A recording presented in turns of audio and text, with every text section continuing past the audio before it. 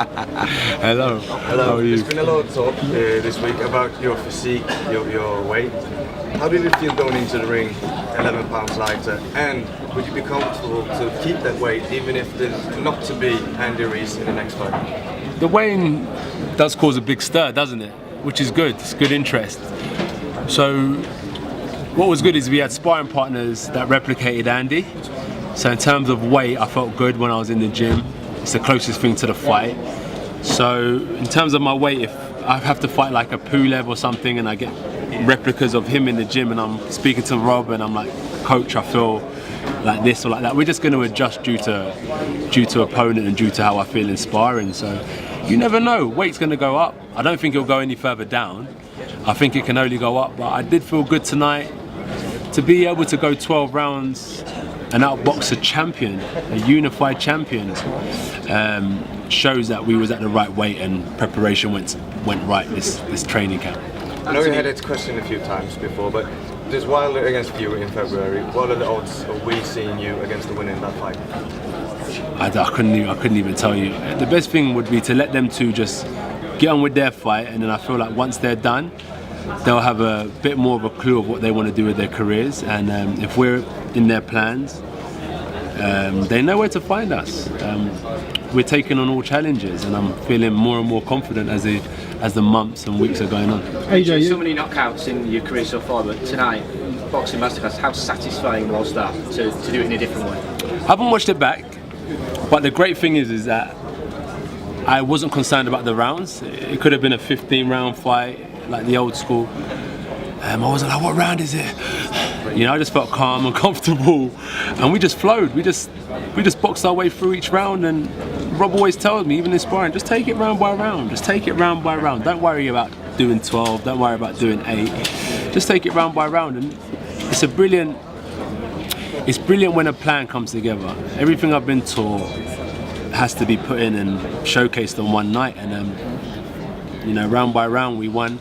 And we led our way to victory, so everything worked out pretty well. And you've obviously got all the options ahead of you, but who would you choose? Who are you going to choose next? Because you've got lots of options. Maybe my mandatories. I think I'm gonna have to face my mandatories, and that's Pulev or Usyk. AJ, you boxed on the back foot tonight, which is something that we've seen from you in fits and starts in the past, but you landed a right hand at the end of the first round that cut Andy Ruiz. How important was it for you to stamp your authority early on in the fight? My authority doesn't always come by throwing shots. My authority comes by feeling comfortable within myself.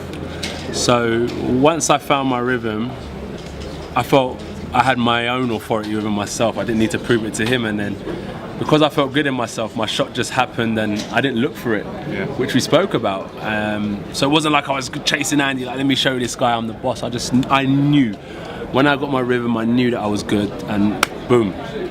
And I then expressed it. But when you're confident in yourself, you haven't got to go and shout to the world. So I felt good in myself, and then when the opportunity came to prove it, it went boom, and it just bust his eyes straight open. Andy, would you say it was the best performance of your career so far? I'm not the judge of that. Rob's the judge of that. There's definitely a lot to work on, but the main thing is we got the win, and we're the current heavyweight champion of the world, and it means a lot more than it did the first time. If in Saudi Arabia, when will Nigeria be a venue for you? If they're calling, you know, we'll go crawling. Anthony, how much credit does this man to you deserve? Man, we'd have to give him a round of applause. I don't think people understand, like, remember when I leave your train, I leave this, man, these fucking clowns, man. Do you know what I mean? Like, boxing ain't just about learning how to throw a punch, it's learning about life. You know, art imitates boxing. Sometimes they say art imitates life, but real life, what you learn in boxing, you take into the real world. And Rob's backed me, man, from day one. Day one, told me about certain things. I might not have been in this position if it weren't for Rob. I don't really care if Rob teaches me how to throw a punch. Rob needs to teach me how to be a man. Do you know what I mean? That's what you want for your son, right? You want your kids or your cousins or your brothers to be around people who can teach them how to be men and teach them how to be respectful, rather than just learning how to throw a punch. And Rob is a proper, not only a student of the game who's fought his way through the pro ranks himself, but he's got a lot of love and respect for me and wants to see me do well and wants to lead me in the right direction, and it's a blessing to have him in my corner. And staying with that, what about Angel Fernandez and the other people that you brought into the camp? How much credit do they deserve, and how beneficial was it to have them in this rematch? Definitely they deserve a lot of credit, along with Gatman, Mark Ellison, Chris Marshall, Chris Connolly, Mike Loosemore, Rob Madden. Who else have I missed out? Loads. All my coaches in Sheffield, all my coaches in Finchley. Support staff. There's endless people that deserve credit, you know. So it's a collective effort, man.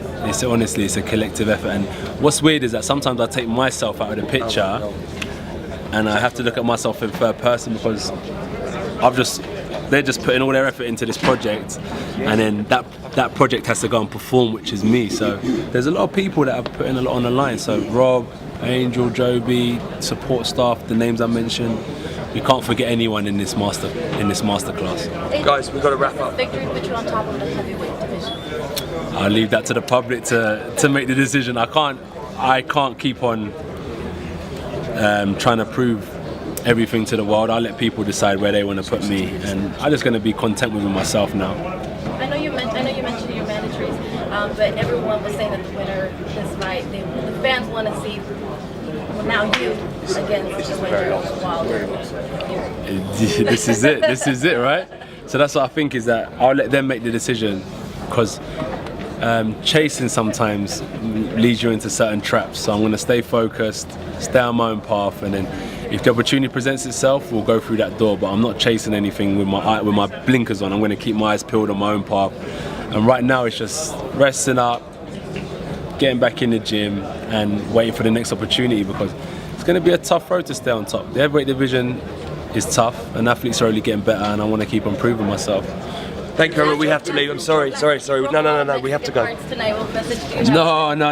I think the Mexican people respect me, man. I respect them as well. So, do you know what? Andy plays a big part in my legacy as well. So, it's not a bad thing that he lost. He's a great man, and people can learn from him and say anything's possible, man.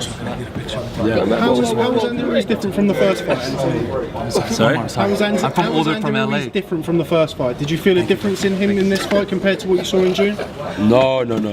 He's a good fighter, very good. He's a championship level fighter. Imagine he stopped me, bro. He come into that fight with full of confidence that he could do it again. So that I think I faced a better Andy Ruiz than I did the first time. You know, so he's a great fighter, a great former champion. So I feel he'll go on to do great things in this division, providing he stays true to himself and stays dedicated to the game. We've got to go. I'm sorry for the fourth time. We have to leave now. We've got to go.